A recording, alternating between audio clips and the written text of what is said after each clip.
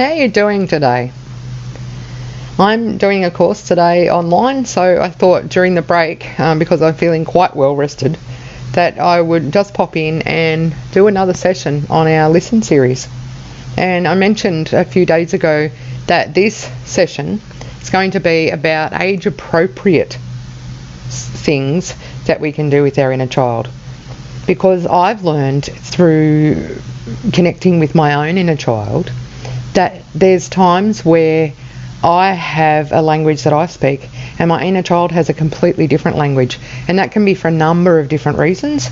The reason for me is because I had traumatic experiences growing up, experiences that I found traumatic, that there were aspects of myself that were frozen inside me, frozen in time, and so they didn't have those aspects of me, didn't have the information that the adult me has now.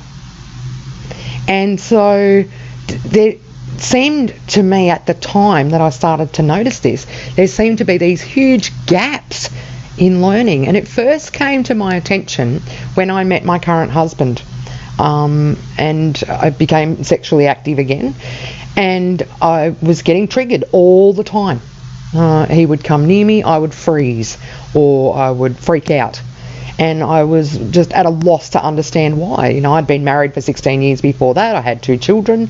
I thought, well, if I'm sexually active, and I didn't consider myself to have any hang-ups, so why was I suddenly having all of these issues? And I had bought a book many years before about healing sexuality, and it was like a big textbook, and I'd found it in a second-hand store, but I'd never read it. I just sort of bought it and put away. Thank you to my future self for doing that. And so I got it out, and I thought, well, I want to know what I can do to transcend these issues that I'm having, because I really love this man and I'm freaking out over nothing, is what I thought at the time. So I read this manual, and as I was reading it, I had all these, oh my God, I didn't know these things. How could I not have known these things? There's some really basic things here about sex that I had no idea of. And I felt horrified and ashamed.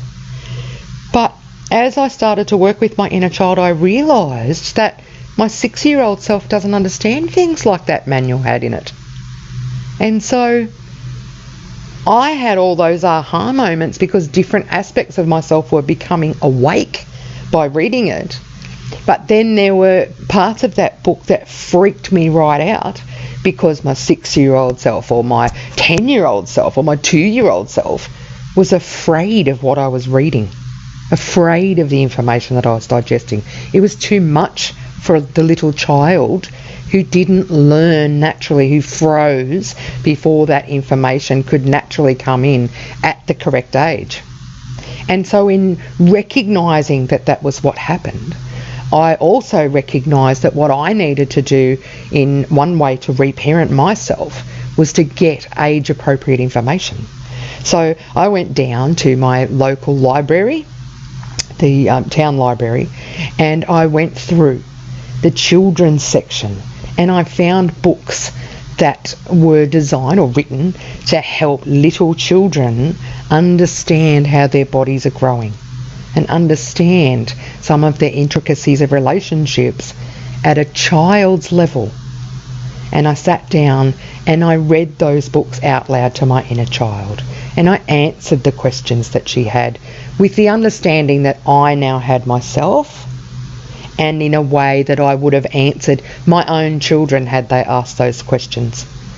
And then once my inner child at that age felt okay, I then went back to the library and I got books for teenagers. There were so many things that my adolescent self had been frozen around, and different aspects of my adolescent self had been frozen and missed out on information too. And I remember one book in particular called Am I Weird? Is This Normal?, which was written by an Australian doctor and her teenage daughter. And in that book, I learned a whole range of different things, things that I had thought were awful or disgusting, or I'd made all these judgments about, based on the fear that my younger inner child had been carrying for me. And so now that she felt okay and safe with the information because I'd taught her in an age appropriate way, then the adolescent parts of me were able to take in information at the level that they needed to as well. And during all of this, of course, I had a wonderful partner who's very safe and very understanding, who respected my need to say no sometimes. Even though I really, really wanted to connect at that level, sometimes I needed to say no so that I could learn to set healthier boundaries involving my body and sex and intimacy. And because I did it this way, I actually came to see that there's a difference between sex, love, and intimacy. And I hadn't known that before then, because the child parts of me didn't understand it. They didn't have any language for it. They just had sensations. All I had was sensations. And so I couldn't put together a language for it. To try and talk about sex or intimacy or love, I would struggle because I didn't have a clear foundational language for it. And in doing this age-appropriate learning and teaching on myself, I was able to formulate that language, and then I could build upon that stronger foundation. And over the time since then, I think that was about 10 years ago, since then, I've explored that in all different ways. And I do recall a book that I was introduced to called The Straight Talk Guide by Diane Brokenshire. I believe you can still order it online. And I found it really fabulous. It is a self-esteem workbook for children aged 9 to 14. And the very first time I ever attended a self-esteem workshop was about 12 years ago, and I had virtually no self-esteem. And so I just was given one page out of this book as a handout to look at and explore. And when I first looked at it, I was so triggered.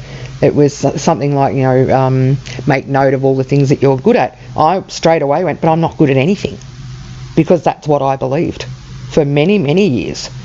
And it had it written out in little thought bubbles, all these different words that were so basic, like cooking, sewing, writing, singing, gardening, talking, playing, having fun. And as I started to look at all these thought bubbles, I realised there were things that I was good at. But again, the child in me felt so downtrodden and so defeated that she was sure that there was nothing that she was any good at all. And so in looking at it from the perspective of 9 to 14-year-olds, I was able to start building self-esteem for my inner child as myself. And it made a huge difference to me. And I ended up chasing that book down and actually buying a copy of it. And then I printed it out and gave a copy of it to each of my kids. It was so amazing to be able to do that for myself, and to recognise that if my children were the age of my inner child, how would I approach what was happening for them? Because I didn't always know what to do for my inner child. Sometimes the whole concept went right over my head, and I felt like I was floundering in a sea of unknown. And so I would bring it back to, okay, how old is this inner child part of me that I'm working with right now in this issue? 5? Okay, so what would I say to another 5-year-old? What would I do for my own kids when they were 5, or for my own nieces and nephews? Because I came to see I've always had the answers myself for me. And I believe you have got the answers for you, and you've always had them. You've been helping others just by being yourself. And in doing that, you can reflect on that at any time and pull back those answers to use to help yourself. That's one of the most amazing ways that we can listen to ourselves. We can engage our past self to listen to our past self from the now. And this me in the now can safely go back into the past because I have learned how to ground and how to stay present. So I can reflect instead of getting pulled back in and being unable to pull myself back out. So if you're not able to do that yet, try not to do it. Get some help to do it. I had the help of a counsellor for a very long time when I first started doing it. So get yourself a counsellor if you need one. Get help. Book in for one of our online sessions if you like, and I'll help you. But be aware of what you need because you know what that is. I'm going to leave it there for today because you don't need these sessions to be too long. But if you'd like to know more, drop us a line in the comments and let's work it out. Because age appropriate, the inner child might have questions that they want answered too. Bye for now.